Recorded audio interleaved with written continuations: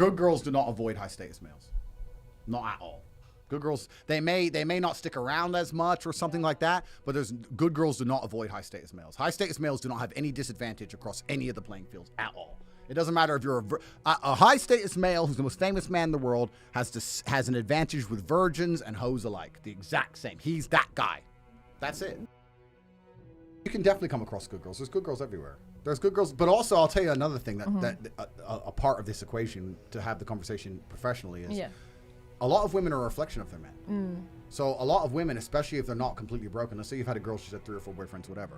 Her next man can make or break her. She's a reflection of her man. If her man's a G and he's got his game right and she behaves herself for him, she'll be a good woman. If her next man's doing coke, hitting the club, being an idiot, she goes off the deep end. A lot of women are reflections of their men. If you see a woman who's been in a relationship for long enough time, if she has any degree of respect for her man, she likes the same music, same political views, same TV shows. Eat the same thing he eats. Yeah. But she's evolved to do that. Like we can go back from the evolutionary perspective and how women joined a tribe and they had to agree with the tribe to survive and women needed men to protect them, and there's all this to look at. So a lot of women are a reflection of their men. So we talk about finding good girls. I don't think you really necessarily find a good girl. You find a girl who's not yet completely broken and you're man enough to make her be a good girl for you. Yeah. That's a lot of women are reflections of their men. So I would argue a real G finds good girls all day long because every girl's like, well I'm not cheating on him because there's nowhere else to go. Like, well, maybe I'm not going to go cheat with Mr. Brokey. I'm going to stay with him. Well, maybe you create good girls. Of course you do. Yeah, maybe that's what it is. You create them. Of course you do. But if you're a dork, then of course you can't find anything good. Yeah. But you're a dork. So like, why would a girl be good for a nerd? Yeah.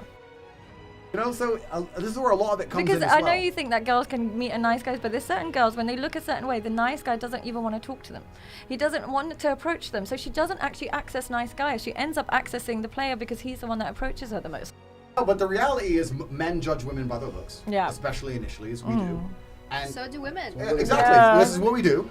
If that girl with a cat at home, I'll tell you now, if I found a girl who was a 10 and her Instagram profiles was cats and books and sitting at home, that'd be perfect for me. I have no problems with that. If she's hot. The problem is very few hot girls live that lifestyle because hot girls have access to a whirlwind lifestyle. And this is where it becomes so difficult because especially for a man in the world today, I don't think, unless you're a top tier male, you can't compete. You can't compete. It's super. I think there's you can actually look this up. They did a study on Tinder and they got girls to rate men's attractiveness. And they were showing that men are more gradual and women are very binary. So they got like 100 pictures and a guy had to give a rating out of 5. And it was pretty even. Like there's some 1s, some 2s, some 3s, some 4s, some 5s. Whereas girls, like 80% were 1s and 2s. And then 20% were 5s. And the point is girls are just either like yes or no. Yes or no. And if you're not in the yes, your life's difficult. But it is hard, and it's not just looks. It's not just looks. It's a bunch. It's also other things your man can't control. I'll tell you the number one thing that women always complain about men have expectations of women, etc. If you're a short dude, it's hard, and women don't give a fuck. They're like, nah, I should have grown bigger. Fuck you. Next, what you do? What? Oh, you're rich? Don't care. That's it. Bro, it's hard, right? And it's not easy. And what can you do as a short man besides be your best self? Same as being a tall man. I'm not shitting on them. I'm just saying that as a man, women will wake up and go, I don't want to too much. I don't know why it's so hard for me to find a man who's rich and strong and interesting and spontaneous and charismatic and has high status and has time for me and doesn't cheat and is tall and has muscles and a Lambo and where's all the guys? What the fuck? What the fuck? There's only one top G. I'm busy. I'm doing my best.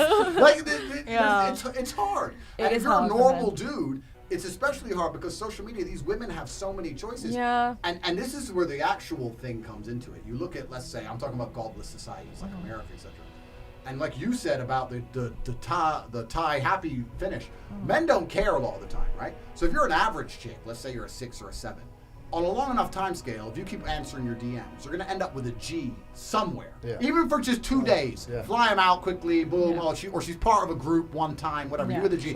Now it's going to cross her mind, I can get a guy like that. Obviously, he doesn't talk to her again, but I can get a guy like that. So when the Mr. Normal comes along, you're like, well, you ain't got a jet.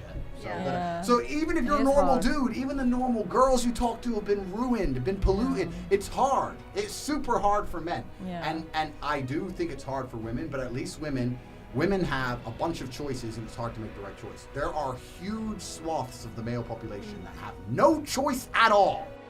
you were to look at the mating choices of an unattractive female and the mating choices of an unimportant man, I would argue the unattractive female still has unlimited choices compared to that unimportant. The unimportant man, when I say unimportant, I mean dude works at Starbucks, 42, like dude, like his choices are zero. They're zero. That chick can still go to the club. If she drops her level, she'll be fine. I'll tell you another thing. That's different about the dynamics is men don't often leave women. Now, what we will do is we will start treating a woman like shit. Yeah, 100%. If she leaves, right? But this is the point. So if you're a woman, let's say you're in her scenario, right? She gets with some dude, gives her a kid, whatever. That dude finds a better option. As long as she's a good mother to that kid and she doesn't stress him too tough, she'll always be looked after to a degree, and she'll always once a month have a dude to see. He ain't gonna leave her because that's tick the box. What did I say earlier? Tick box, boom, that's it, done. Women leave men. It's different. Women will wake up one day and go, fuck you. Oh, but I've worked my whole life in the sewage plant. Don't care. Fuck you. And now he's 44, overweight, very average wage, no Instagram account, and he's like, he's done.